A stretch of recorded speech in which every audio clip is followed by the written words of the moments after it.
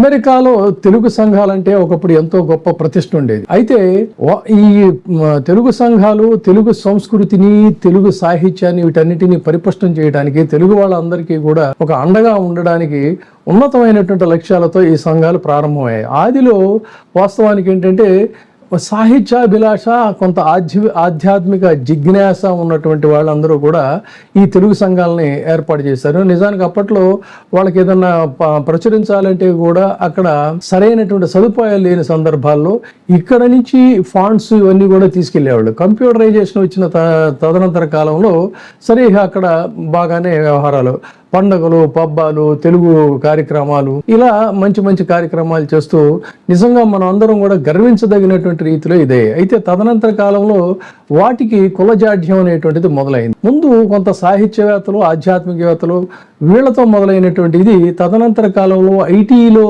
ఎప్పుడైతే వీళ్ళంతా కూడా ఎక్కువ ఒక ప్రవాహంలాగా మొదలయ్యారో అక్కడ పెత్తందారీతనం అనేటువంటిది మొదలైంది. సహజంగానే తెలుగునాట ముఖ్యంగా కృష్ణా, గుంటూరు జిల్లాలో ఉండేటువంటి పైత్యం ఏదైతే ఉందో అక్కడ నుంచి వెళ్ళినటువంటి వాళ్ళు ఈ పైత్యాన్ని అక్కడ కూడా పెంచి పెద్ద చేసి వృక్షాల కింద తయారు చేసి కులచిచ్చు పెట్టినటువంటి సందర్భంలో ఒకసారి అప్పటి ముఖ్యమంత్రిగా ఉన్నప్పుడు కాబోలు మర్రి చెన్నారెడ్డి గారిని వాళ్ళు ఇన్వైట్ చేశారు. ఇన్వైట్ చేసిన తర్వాత అక్కడికి మర్రి చెన్నారెడ్డి గారు వెళ్ళిన తర్వాత ఆయన్ని సరైనటువంటి ఆయనకి ఎందుకో మరి తనకంటే కూడా వేరే అంటే ఆర్గనైజర్స్ ఎవరైతే ఉన్నారో వాళ్ళ సామాజిక వర్గానికి సంబంధించినటువంటి వాళ్ళ చుట్టూనే వాళ్ళు ఎక్కువగా పరిభ్రమిస్తూ ఇన్ని సరిగ్గా పట్టించుకోలేదు అనేటువంటి దీనికి ఆయన చాలా డీప్గా హర్ట్ అయ్యాడు. హర్ట్ అయిన తర్వాత వెంటనే అక్కడ ఉన్న ఆ ఆర్గనైజేషన్లో ఉన్న కొంతమందిని మళ్ళీ తన సామాజిక వర్గం, ఆ సామాజిక వర్గానికి అతీతంగా ఉన్న వాళ్ళని వీళ్ళందరినీ కూడా పిలిచి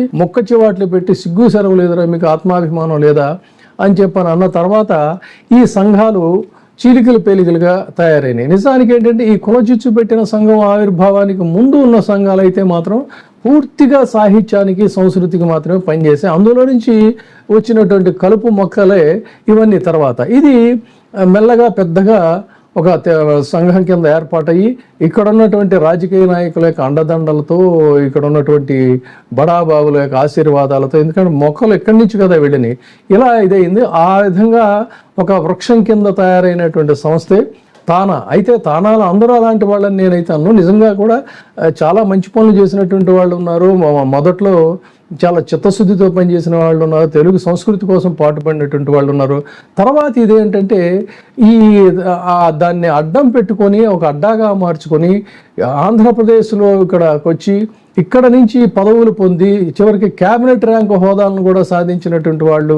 తర్వాత దీన్ని డబ్బు కింద ఎలా మార్చుకోవచ్చు, ఎన్కాష్ చేసుకోవచ్చు అనేది ఇంకా పరమ చండాలమైనటువంటిది ఏంటంటే అక్కడే ఇక్కడ నుంచి కొంతమందిని సెకండ్ గ్రేడ్ యాక్ట్రెస్ని, తర్వాత సరే అలాంటివి మనం మాట్లాడాలంటే మనకు కొంచెం మన సంస్కారానికి అడ్డం, కానీ ఇటువంటి చాలా చండాల పనులు కూడా చేయటం, వాళ్ళని అక్కడ అరెస్ట్ చేయటం, ఇవన్నీ కూడా వార్తల గతంలో వచ్చాయి. అవన్నీ అలా ఉంచినట్లయితే ఆర్థిక పరంగా దీన్ని ఎలా మనం బలోపేతం కావచ్చు, ఇన్ఫ్లుయెన్స్ ఎలా పెంచుకోవచ్చు అనే దానికి ఈ సంస్థలు, సంఘాలు అడ్డాగా మారి అక్కడి నుంచే గొడవలు. అందుకనే తానా ఎన్నికలప్పుడు కొట్టుకోవటం, వాళ్ళు ఒకళ్ళ మీద ఒకళ్ళు కలపట్టడం, కేసులు పెట్టుకోవటం దాకా వెళ్ళిన సంఘటనల వార్తలు కూడా మనం టీవీలో చూసాం గతంలో. అయితే గత 2 సంవత్సరాల నుంచి పెద్ద దుమారాలతో లోపలగా ఉన్నటువంటి వ్యవహారం చివరికి బట్టబయలింది. దాని ఫలితంగా ఏంటంటే తెలుగు వాళ్ళ పరువు పూర్తిగా ఉతికి ఆరేసాయి అంతర్జాతీయ పత్రికలు, మీడియా అనేటువంటిది. ఇది అత్యంత బాధాకరమైనటువంటి విషయంగా ఇక్కడ మనం చెప్పాల్సి వస్తుంది. తెలుగు సంఘాలకు సంబంధించినటువంటి విరాళాల వ్యవహారంలో United states federal National Mortgage association, అంటే దీన్ని ఫ్యానీమే అంటారు.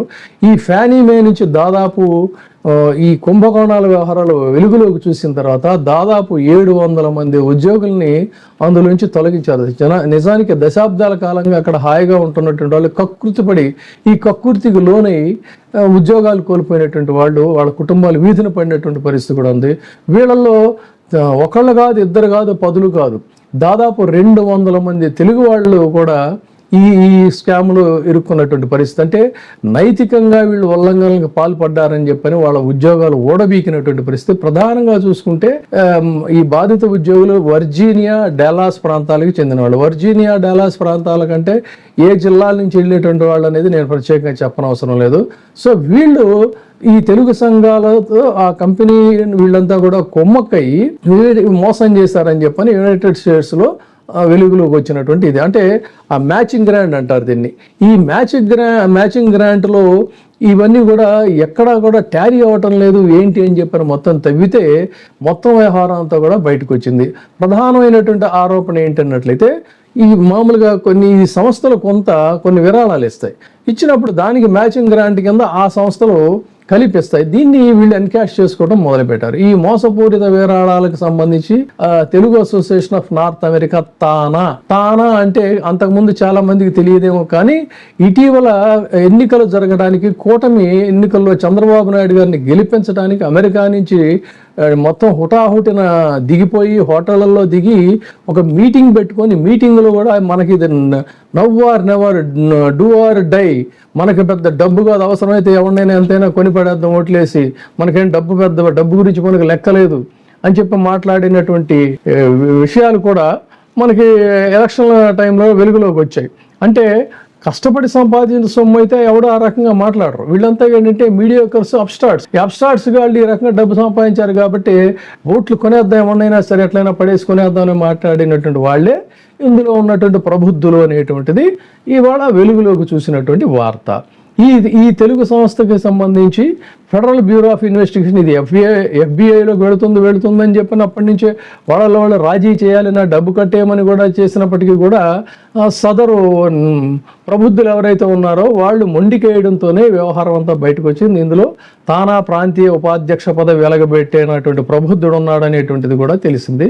North district of Carolina court గత సంవత్సరం డిసెంబర్లో ఈ తానాకి సమన్లు జారీ 2019 నుంచి 24 వరకు కూడా ఈ విరాళాల రికార్డులన్నీ కూడా సబ్మిట్ చేయాలని చెప్పని ఆ సంస్థను ఆదేశించి. So Federal National Mortgage Association సిబ్బంది అందించిన వివరాల ప్రకారం చూసుకున్నట్లయితే మ్యాచింగ్ గ్రాంట్ ప్రోగ్రామ్ లో అక్రమాలకు వీళ్ళు పాల్పడ్డారనేటువంటి స్పష్టమైనటువంటి ఆధారాలు ఉన్నాయని చెప్పని తెలుస్తా ఉంది. అంటే తానాలో సో తానా పేరుకి స్వచ్ఛంద సంస్థే కానీ మొత్తం కూడా అంత ఫ్రాడ్ అని చెప్పని ఈ ఫ్రాడ్లో భాగంగానే వీటన్నిటికీ కూడా పాల్పడ్డారు, ఎథిక్స్ని పూర్తిగా తొంగలోకి తొక్కారని చెప్పని కూడా ఆ దర్యాప్తులో తేలింది. ఈ ఏడాది ప్రారంభంలోనే యాపిల్ కంపెనీలో కూడా ఈ ప్రాసెస్లోనే కొంతమంది భారతీయులను ఉద్యోగాల నుంచి తొలగించినటువంటి ఇది కూడా ఉంది. అక్కడి నుంచే ఈ తానా భాగవతం అంతా కూడా బయటకు వచ్చిందని చెప్పాలి. సో 2024 డిసెంబర్లో Santa Clara County district attorney general కార్యాలయం దగ్గర 6 ఉద్యోగులు యాపిల్ సంస్థను మోసగించారనే దాంతో తీగలాగితే డొంక కదిలిందన్నట్టుగా వ్యవహారం అంతా బయటకు వచ్చింది. 2018 జూలై 1వ తేదీ నుంచి ఏప్రిల్ 6 మధ్య కాలంలో విరాళాలు ఇవ్వకుండానే ఇచ్చామని చెప్పి మోసం చేసి ఆ రకంగా డబ్బులు దండుకున్నటువంటి స్కాములు బయటపడినాయి.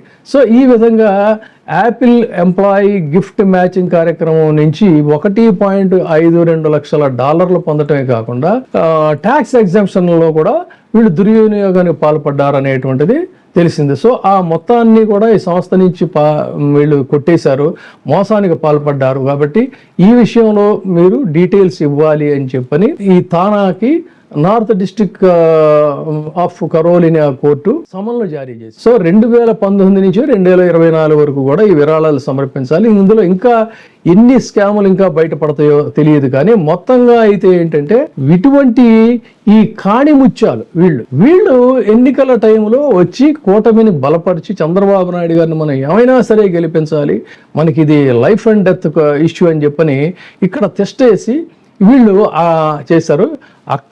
ఇక్కడ ఎక్కడైనా కూడా అంతరిక్షానికి వెళ్ళినా కూడా మన బంగారం మంచిదైతే వేరే కానీ ఇలాంటి కుచ్చితపు బుద్ధులు మోసపూరితమైనటువంటి వ్యవహారాలు ఉన్నటువంటి వాళ్ళు ఎక్కడికి వెళ్ళినా కూడా ఆ చండాలం అనేటువంటిది అలాగే ఉంటుందనే దాన్ని ఈ తానాలో ఉన్నటువంటి ప్రబుద్ధులు వ్యక్తం చేస్తారు. ఏది ఏమైనా కూడా అంతర్జాతీయంగా చూసినట్టయితే నాకు చాలా మంది అమెరికా నుంచి పంపించారు, న్యూస్ క్లిప్పింగ్స్ పంపించారు, వీడియో క్లిప్స్ పంపించారు. మొత్తంగా చూసుకున్నట్టయితే తెలుగు జాతిని, తెలుగు సంస్కృతిని మనం ఆహా ఊహో అని డబ్బా కొట్టుకుంటున్నటువంటి నేపథ్యంలో తెలుగు వాళ్ళ యొక్క పరువుని పూర్తిగా అంతర్జాతీయంగా వీళ్ళు తీసిపెట్టారు ఈ ప్రబుద్ధులు అని చెప్పి మాత్రం చెప్పక తప్పదు.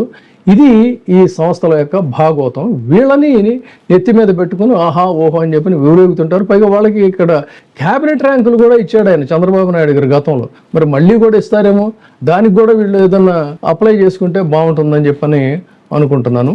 ఇది సబ్స్క్రైబ్ చేయండి, లైక్ చేయండి, షేర్ చేయండి. VTV ప్రైమ్, మీ ఉత్తమాభిరుచుల సమ్మేళనం.